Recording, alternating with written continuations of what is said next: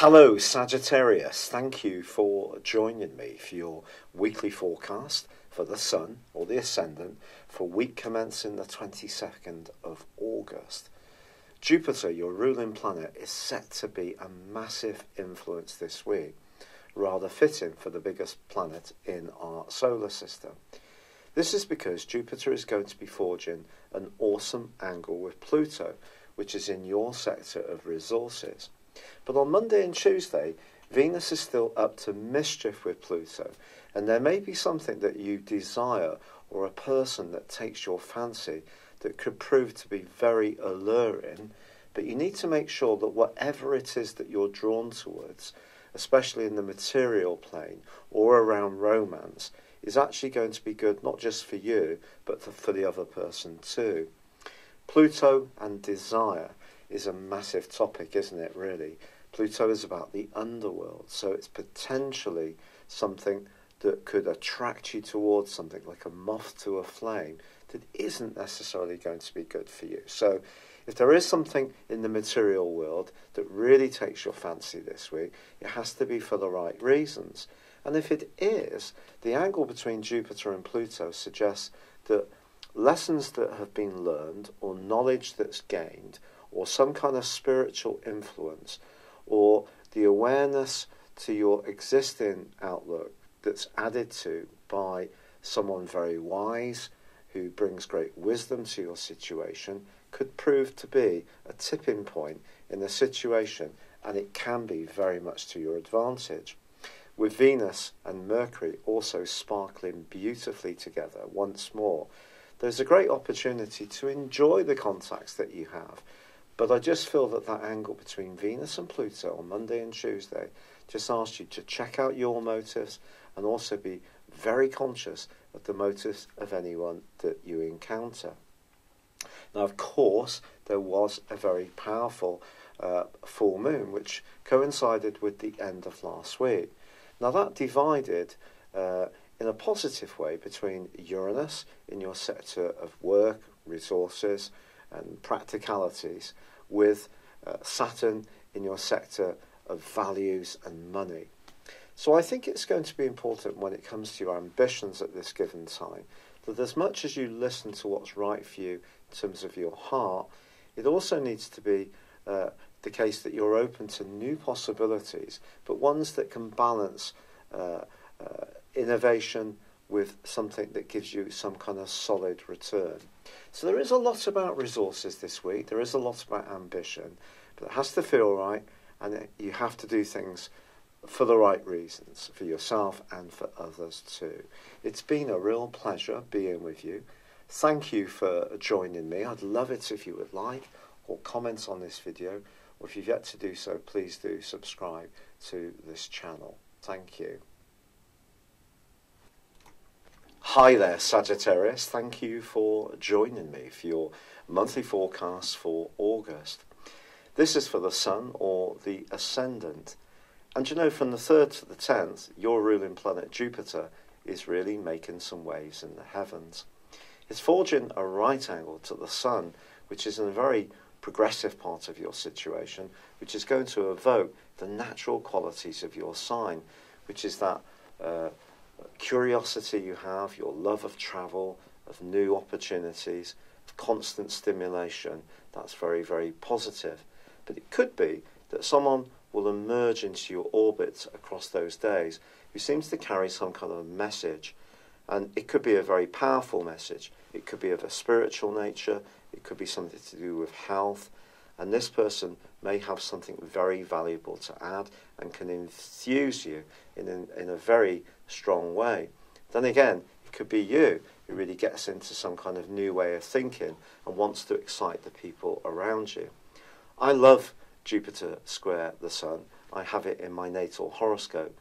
It can at times make me a bit too probably generous to a fault, but that's better than being mean to a fault.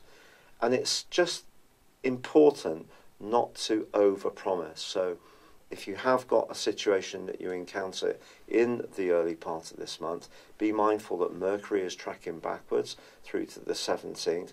So especially around contracts anything to do with agreements, particularly of a formal nature, if you're getting into something and you're making some pledges, especially between the 3rd and the 10th, just make sure you really can deliver on those. Otherwise, you could put yourself in an invidious situation.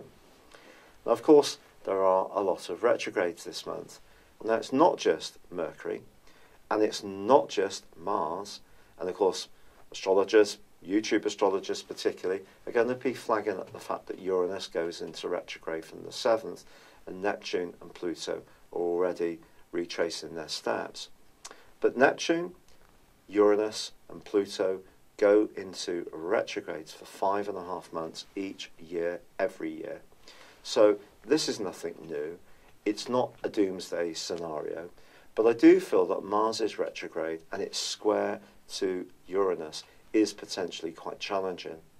And also, when it comes to Mercury's retrograde, well, if you are travelling anywhere or you're trying to arrange a course for a college of higher or further education, or you're involved in any kind of philosophical kind of work where you teach or train or guide people, that can cause some definite mischief. But for me, we must not forget the North Node, which is also retracing its steps in 3 different phases in the sign of Leo. And this is about our point of destiny. So for you at the moment, informing yourself of more knowledge is going to be a very important thing. And of course, it's a bit of a life mission for you. But on the other side of the heavens, to the sun, we have the gnarly and rather feisty Mars in the sign of Aquarius, where it's been since the middle of May. And because I have such a lot of planets in Aquarius, it's been very impactful on my situation, perhaps also to do with the rheumatoid arthritis that I've just been diagnosed as having, because Mars can be in the 1st house very much about inflammation. But its right angle with Uranus is the truly significant feature here.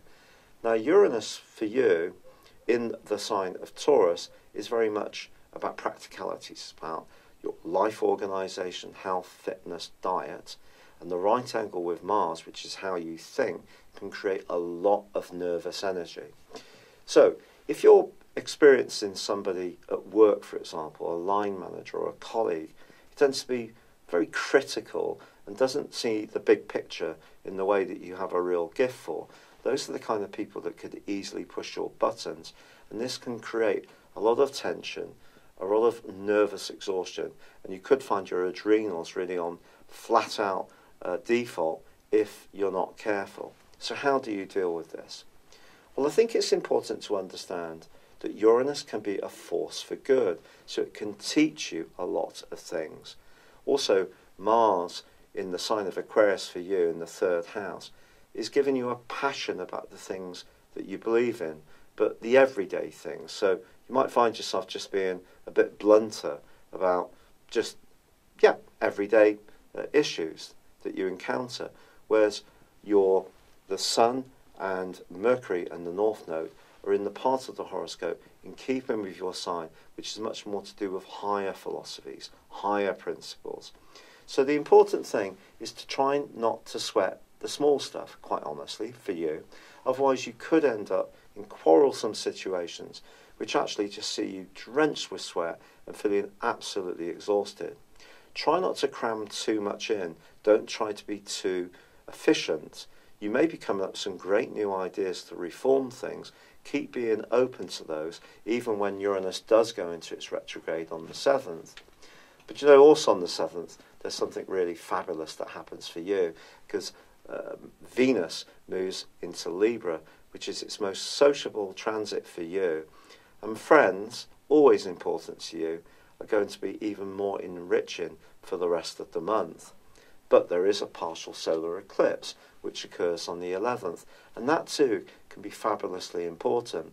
That part of you that likes to wander, likes to be an adventurer, likes to be a free spirit, doesn't like to be told what to do, can certainly be enhanced by this partial solar eclipse, which is really going to blow a lot of power into the last half of the year for you. But it does need to be balanced about obligations. And once Mercury goes forwards on the 18th, I do feel you can start to untangle any cross wires that may have happened around those contracts, agreements, higher education, teaching, training, travel. That can be a time when things can unravel properly from the 2nd of September when Mercury comes out of shadow.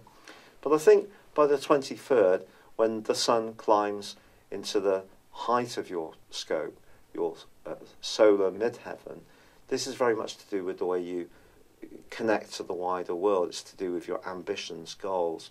So the freedom lover that comes from that partial solar eclipse does need to be tempered by the expectations that inevitably do come from fitting in with those big structures, whether it's an employer, what our folks feel, paying our rent or mortgages or bills, all this kind of worldly stuff that we have to do.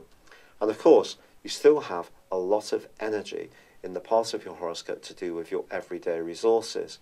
And I don't think there's necessarily going to be a great deal of cash flowing around in your situation unless you can innovate. And that's the irony for you, because Uranus forges a fab link with Saturn all through this month. And these are the two co-regents of Aquarius. Aquarius energy is innovative but also traditional. So there could be something in your current situation that you can progress, develop in a very skilled way, so you're open to new ideas, yet you hold on to the husk of what gives it real stability. Also, because Jupiter's forging a fine link to Neptune all through this month, your hunches, the more inspirational and spiritual side of your nature, can also have a big bearing on how you play things. Now, ironically, Mars is going to join up with Saturn and Pluto on the 13th of this month, and is going to be there for the following month. So if you do want to attack an improvement in your resources, it's going to come about from then, and you could have some success in the following 2 weeks and in the first 2 weeks of September. You're certainly going to be much more feisty about getting on the front foot, demanding what you feel you're worth. Good for you.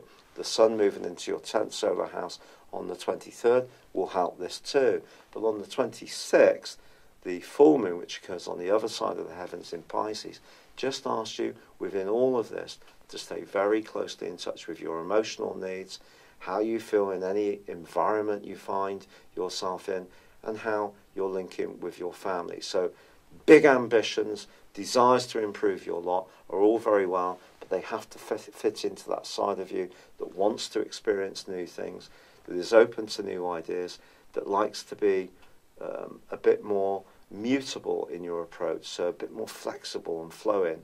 You don't like things to be too pinned down and regulated. But I think there is going to be therefore some trade-offs this month. But once Mars goes forwards on the 27th, I do think that is going to be something we can all let a sigh of relief out about. The nervous energy is going to start to dissipate, and then in the following 2 weeks, into the first 2 weeks of September, you can really start to focus on those physical resources. And if you are someone who's interested in greater intimacy in your romantic situation, that also can benefit from Mars there too. But equally, it's going to be important to have some fun this month.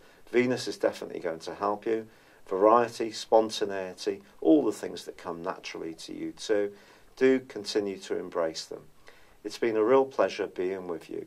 I'm really sorry that this video has been produced so late. I'm doing it on the 26th of July because I haven't been well. I have been diagnosed with rheumatoid arthritis. The medication I've been prescribed isn't yet kicking in, and all the natural stuff that I'm taking is maybe having some impact, but I'm still having days of really quite intense pain all over my body, particularly my knees and my legs.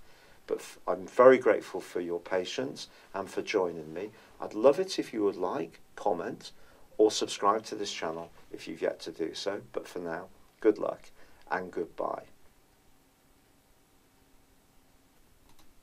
Hello, thank you so much for watching my video. I'd love you to join me at my Horoscope Ace app. You can find this at www.horoscope-ace.com. You can use it through Android, iOS, Apple, or Facebook. Check out your ascendant or your moon sign, or download your free birth chart.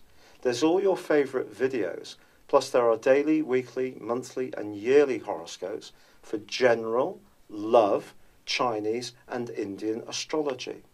If your passion is tarot, there's my brilliant 3-card money or love tarot readings too. And it's all there at www.horoscope-ace.com. Thank you.